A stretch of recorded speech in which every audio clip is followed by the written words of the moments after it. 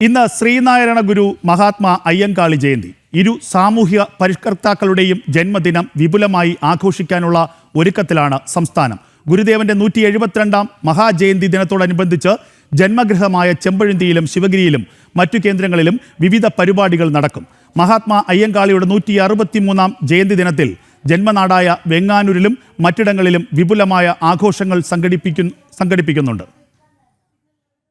ശ്രീനാരായണ ഗുരുദേവന്റെ 172ാം ജയന്തി ദിനത്തോടനുബന്ധിച്ച് സംസ്ഥാനത്ത് വിപുലമായ ഒരുക്കങ്ങളാണ് നടന്നിട്ടുള്ളത്. ഭക്തി നിർഭരമായ ചടങ്ങുകളോടെയാണ് ജയന്തി ആഘോഷിക്കുന്നത്.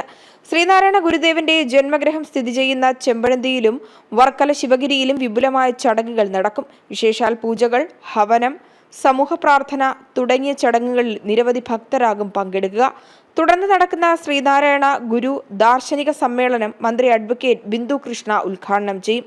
തിരുവനന്തപുരം മേയർ വി രാജേഷ് സമ്മേളനത്തിൽ മുഖ്യാതിഥിയായി പങ്കെടുക്കുകയും ചെയ്യും. ഗുരുദേവന്റെ ജയന്തി ദിനത്തോടനുബന്ധിച്ച് വൈകിട്ട് തിരുജയന്തി ഘോഷയാത്ര നടക്കും. പീതാംബര പതാകകൾ ഏന്തി നിരവധി ഭക്തരാകും ഘോഷയാത്രയിൽ പങ്കെടുക്കുക. നാദസ്വരം, ചെണ്ടമേളം, ശിങ്കാരിമേളം, കലാരൂപങ്ങളായ തെയ്യം, തിറ, പടയണി, പൂക്കാവടി, രഥം, പുലിക്കളി തുടങ്ങിയ കലാരൂപങ്ങളും ഘോഷയാത്രയിൽ അണിനിരക്കും. ജനം, തിരുവനന്തപുരം.